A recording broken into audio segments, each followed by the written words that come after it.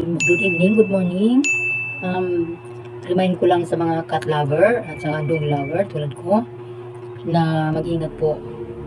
Ako po yung naniniwala na totoo yung niremix kong video tungkol nga po sa laway ng aso na mayroon pong dala-dala po talagang ano yan na nakita sa telescope. Mayroon pong ano yan sarili, kahit ang tao mayroon din yan eh. May po sarili pong ano talaga yan. Pwede kang dilaan sa mukha o sa braso o sa part ng katawan mo na walang sugat. Pero naniniwala po ako na pag meron kang sugat, kunwari may nagpedicure ka, nagpa-pedicure ka katulad ko. Nung last Sunday, nilinis ko yung kuko ko bago ako umalis. Maaga ko pong ginawa yun. At bilang manicurista at beautician, siniguro ko pong walang matitira. Tinanggal ko po talaga yung ingrown kasi talaga may ingrown po ako. Malalalim na po yung kuko ko. Tapos habang nagkakaedad ay medyo makunat na rin po yung dry skin. At siniguro ko po walang matitira. At wala naman po talaga natira. Hanggang ngayon naramdaman ko wala naman. Pero napansin ko may konti po akong sugat sa sarili kong kuko. At ito po dinidilaan ng aking alagang aspin na dog. Ito po. Akala ko okay lang po siya. Pero napansin ko po after 3 days, nagsimula na po siyang kumikirot at namamaga na po. Pero wala naman po akong naramdaman na may tumusok sa loob na may natitira. Mayroon lang po siyang maliit na sugat. Tapos, favorite po ng alaga ko na dilaan yun. Nakakala ko, wala lang. Ayon sa napanood ko na ang laway ng aso ay mayroon talagang sarili silang bakterya. Para sa akin po, hindi na po ako magpapadila sa part ng balat ko na may sugat. Kasi po nangyari po talaga sa akin. Kung titingnan nyo po, ayan po, kuko ko po yan. Yan po yun, kuko ko po yan. Ayan o. 18 years na po ako dito, pero talagang hirap na hirap ako ngayon. Hindi ako mahihiya na beautician ako, manicurista ako. Hindi ako nakakadamit sa tao. Pero sa sarili ko ngayon, nagulat ako. Kasi po kung may natitira talagang nasa loob, gisin sana, nung nilinis ko siya ng Sunday ng maaga, bago ako umalis, ay nagsimula na po dapat siyang kumikirot. Sa gabi pa lang magsimula na po kasi may naiwan. Pero wala po eh. Wala akong naramdaman. Meron lang siyang konting sugat, hindi maiwasan yun. Sarili ko to eh. Mahirap po talaga maglinis sa sariling kuko. Nakayuko ka. Sa lugar namin, wala pong mga babaeng manicurista dito. Napansin ko, karamihan po ay mga lalaki. Eh, hindi po ako nagpapalinis talaga sa lalaki. Ayun po at kahit na masabi natin mahal natin ang mga alaga natin, lalo na yung mga imported na dog, mga imported na cat, pero po dapat po pag may sugat tayo, para sa akin lang po, nasa inyo po kung maniniwala kayo hindi. Dapat pag may sugat, hindi na po kailangan padilaan yun sa kanila. Iiwas dapat yung may sugat na madilaan nila, kasi parang kinukomfort kanila, para sa kanila wala lang yun, kasi naramdaman nila yung sakit mo eh, kaya nila dinidilaan yun. Pero yung napanood ko po na kinuhaan po ng teleskopyo yung laway ng aso, ay naniniwala na po ako yan. Bakit po?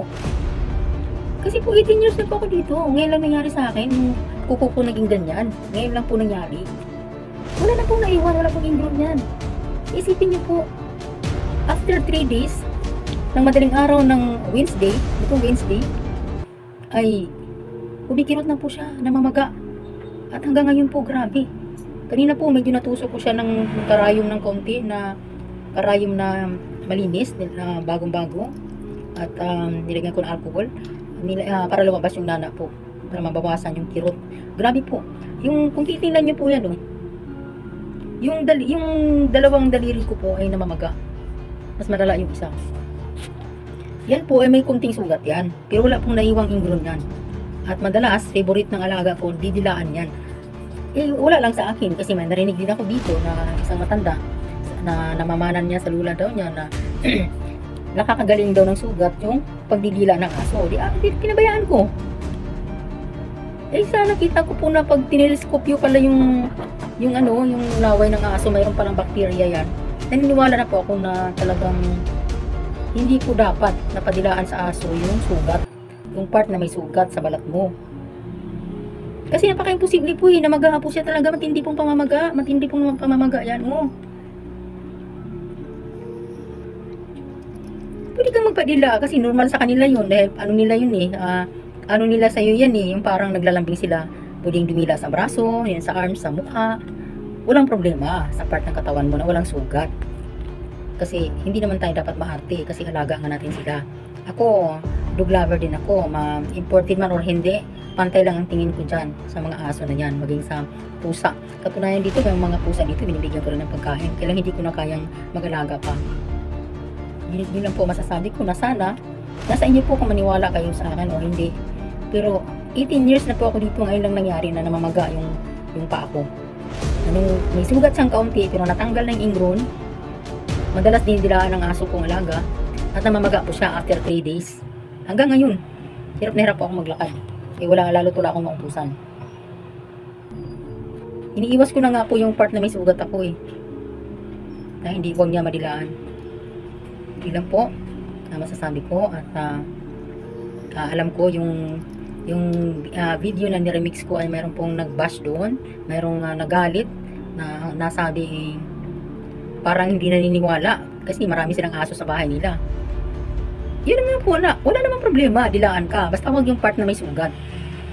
Sa nakita ko po naniniwala ako na ito ang dahilan kaya namamaga yung paa ko. Yan pong dahilan kaya namamaga po siya. Kasi bilang manikrista, hindi ko naman po talaga hayaang maiwan sa loob.